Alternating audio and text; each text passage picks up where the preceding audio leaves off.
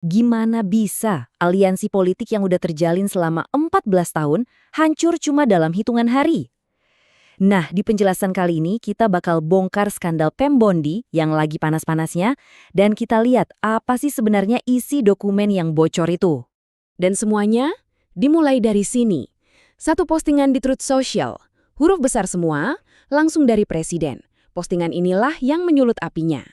Tidak ada yang di atas standar. Ini bukan sekedar kata-kata biasa, ini adalah sinyal keras. Ini kan yang bikin kita semua bertanya-tanya, kenapa? Kenapa seorang presiden tiba-tiba menyerang salah satu orang paling setianya? Nah, itu dia misteri yang akan coba kita pecahkan bareng-bareng. Oke, sebelum kita lanjut, kita perlu paham dulu konteksnya biar mengerti kenapa guncangannya sebesar ini. Kita lihat gimana ceritanya aliansi 14 tahun ini bisa retak. Pam Bondi ini bukan jaksa agung biasa loh, dia adalah pembela setia Trump waktu 2 kali pemaksulan, bahkan memimpin tim transisi hukumnya. Dia orang dalam banget.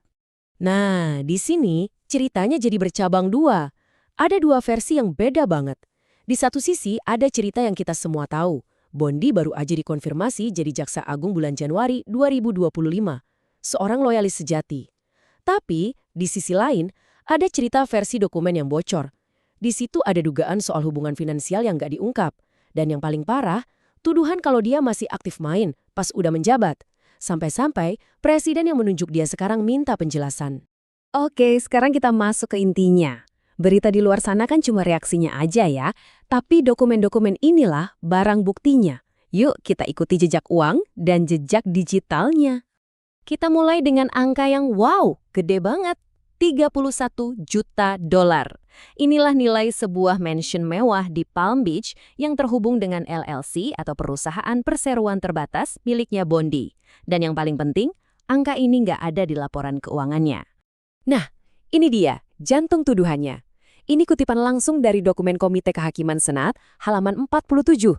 Katanya, dia mempertahankan kepentingan pengendali di Coastal Meridian Holdings LLC meskipun ada pernyataan sebaliknya selama proses konfirmasi.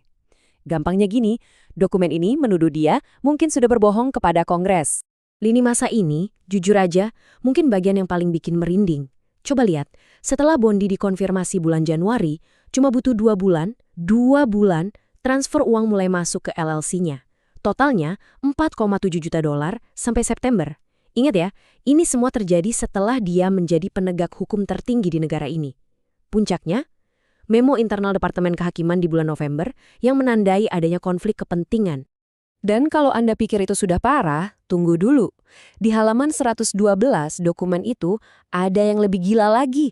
Ternyata Jaksa Agung ini kirim-kiriman 37 email dari akun pribadinya dengan sebuah perusahaan yang sedang diselidiki oleh departemennya sendiri.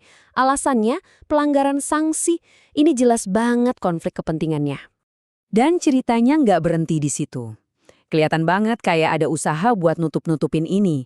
Pertama, ada jaksa karir yang sadar dan menulis memo soal potensi konflik kepentingan ini. Tapi rekomendasi supaya Bondi mundur dari kasus itu nggak pernah jalan. Memonya kayak dikubur gitu aja. Terus anehnya, cuma 11 hari kemudian, jaksa yang menulis memo itu dipindah tugaskan. Jauh ke Montana. Polanya mencurigakan banget kan? Oke. Biar adil, kita juga harus dengerin sisi sebelahnya. Kubu pendukung Bondi bilang ini bukan skandal, tapi ini serangan politik yang terencana. Coba kita periksa argumen mereka? Jadi, kita punya dua sudut pandang yang bertolak belakang. Di satu sisi, ada bukti-bukti yang tadi kita lihat. Properti 31 juta dolar yang nggak dilaporkan, transfer uang setelah konfirmasi, dan memo yang hilang. Tapi di sisi lain, pembelanya menunjuk ke hal-hal yang mereka bilang ini serangan politik. Sumbernya anonim. LLC-nya kan dibuat sebelum dia jadi jaksa agung. Dan kenapa bocornya pas banget waktunya, pas Departemen Kehakiman lagi mengusut kubu Demokrat. Kutipan dari Alisa Chen, mantan Direktur Komunikasi Gedung Putih ini pas banget buat menangkap argumen pembelaan. Ketika informasi yang merusak muncul pada saat-saat yang menguntungkan secara politik, Anda harus bertanya, siapa yang diuntungkan? Ini mengingatkan kita kalau dalam politik, waktu adalah segalanya. Oke, di tengah semua drama politik tingkat tinggi ini, mungkin Anda bertanya, terus urusannya sama saya apa? Nah, sekarang kita coba lihat gimana skandal ini bisa sampai ke kehidupan kita sehari-hari. Iya, jadi apa sih artinya semua ini buat kita? Karena ini dampaknya lebih dari sekedar heboh di berita loh.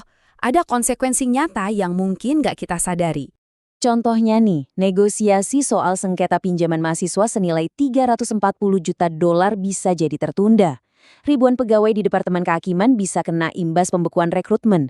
Bahkan untuk karir di pemerintahan secara umum, ini bisa jadi contoh gimana penyelidikan bisa bikin semuanya mandek. Dan yang paling penting, ingat, uang pajak kita semua yang membiayai anggaran kantor Jaksa Agung sebesar 4,3 juta dolar itu. Sekarang, kantor itu lagi kena masalah etika. Dengan pertaruhan sebesar ini, terus apa yang harus kita pantau selanjutnya? Waktu terus berjalan untuk karir sang Jaksa Agung, dan ada beberapa tanggal penting di depan mata. Catat nih, ada 3 tanggal krusial. Jumat, 6 Maret, itu batas akhir buat Bondi menyerahkan dokumen. Terus hari Senin, Senat bakal rapat tertutup.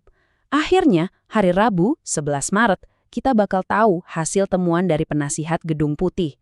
Setiap momen ini bisa jadi penentu nasib skandal ini. Jadi, akhirnya gimana? Mundur, dipecat, atau malah melawan? Satu hal yang pasti, seisi Washington lagi menahan napas. Dan apapun hasilnya, ini akan mengubah peta politik. Waktu terus berjalan.